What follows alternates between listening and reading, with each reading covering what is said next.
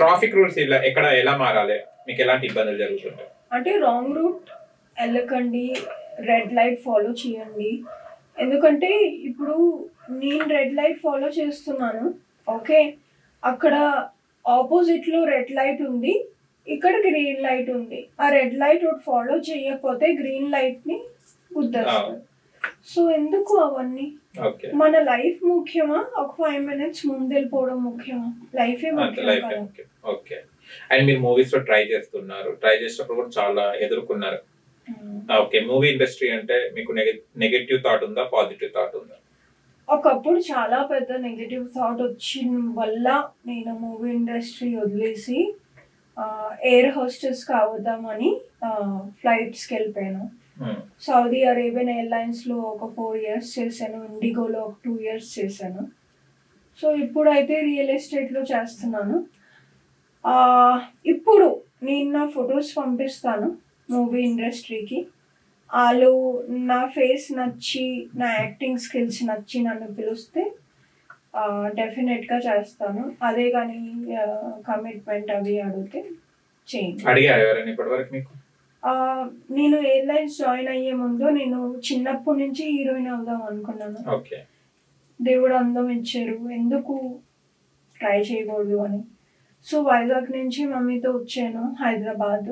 ఒక డైరెక్టర్ గారు ఫోన్ చేస్తే అసిస్టెంట్ డైరెక్టర్ కమిట్మెంట్ ప్లస్ మీ బాడీ చూడాలి, టాప్ తీయండి అన్నారు. అనేసరికి ఇంకా అది కూడా మా మమ్మీ ముందు అన్నారు. సో నేను వెంటనే అన్నాను, సార్ మీకు నా టాలెంట్, నా యాక్టింగ్ చూడాలి, కానీ మీరు ఇలా అడిగితే నాకు అస్సలు నచ్చలేదు. చాలా థ్యాంక్ యూ సార్ నన్ను పిలిచినందుకు, సారీ నేను చేయలేను అని నేను ఆ రోజే డిసైడ్ అయ్యాను ఈ మూవీ ఇండస్ట్రీ నాకు కాదని. అంటే ఈ మూవీ ఇండస్ట్రీలో ఇట్లాంటి అమ్మాయిలకు ఎదురైతే మళ్ళీ ఎలా వాళ్ళ పరిస్థితి ఏంటిది? అంటే చాలా టాలెంట్ అనేది తొక్కేస్తుంది. ఇప్పుడు మీ టాలెంట్ బయటికి రాలే కదా ఆ ఇన్సిడెంట్ వల్ల, ఏమంటారు దాన్ని? అది చాలా అన్ఫార్చునేట్ అండి. అంటే మన కంట్రీలో టాలెంట్ ని గుర్తించాలి, ఆర్టిస్ట్ ని గుర్తించాలి. మన కంట్రీలో పెయింటింగ్ చేసే వాళ్ళకి చాలా తక్కువ మనీ ఇస్తారు. అదే US లో చూడండి, ఒక్కొక్క పెయింటింగ్ $2,000 $3,000కి వెళ్తుంది. సో మన కంట్రీ చాలా చేంజ్ అవ్వాలి. ఈ టాలెంట్ ఏంటంటే ఇది లోపల నుంచి వస్తుంది, మనలో ఉంటుంది, ఎవరు నేర్పించినా రాదు. అవును, కొంచెం బ్రష్ అప్ చేయడానికి నేర్పిస్తారు, కానీ ఆ టాలెంట్ లోపల లేకపోతే అది న్యాచురల్ అన్నమాట. ఇప్పుడు న్యాచురల్ డైమండ్ ఎలా వస్తుందో టాలెంట్ కూడా అలాంటిది. సో మన కంట్రీలో దాన్ని గుర్తించాలి, చాలా చీప్ గా చూస్తారు. అదే ఇంజనీర్ ఎంసెట్ ఇలా చదువుకుంటే పెద్ద వాల్యూ. సాఫ్ట్వేర్ ఇంజనీర్ బాబోయ్, బిల్డర్ బాబోయ్. ప్రీతి గారు, మీరు రియల్ ఎస్టేట్ కూడా చేస్తారని విన్నాను. అండ్ ఇక్కడ కాదు, మీరు దుబాయ్ లో చేస్తుంటారు. మన ఇండియాకి దుబాయ్కి డిఫరెన్స్ ఏంటిది? ప్రాపర్టీస్ ఇండియాకి దుబాయ్కి అన్ని మంచివే, కానీ ఇక్కడ రియల్ ఎస్టేట్ ఏజెంట్స్ కి కమిషన్ ఫార్ములా ఏదైతే ఉందో నాకు ఇక్కడిది నచ్చదు. సో దుబాయ్లో అయితే 5% వరకు ఇస్తారు. అది చాలా మంచి పర్సెంటేజ్ అన్నమాట కమిషన్ కి.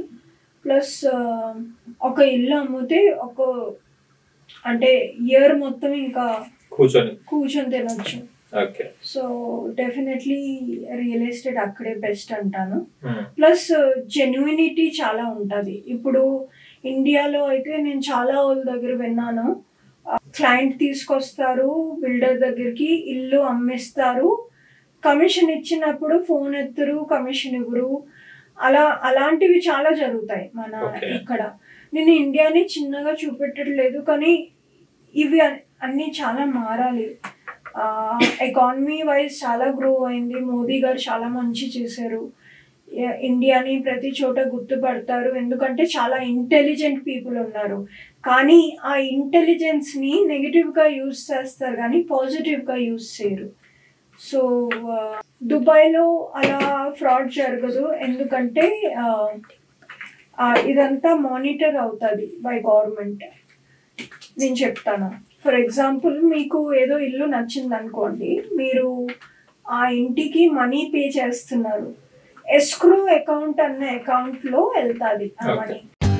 For more updates, like, comment, subscribe to our channel. Hey darlings, గంటని click చేయడం మర్చిపోకండి.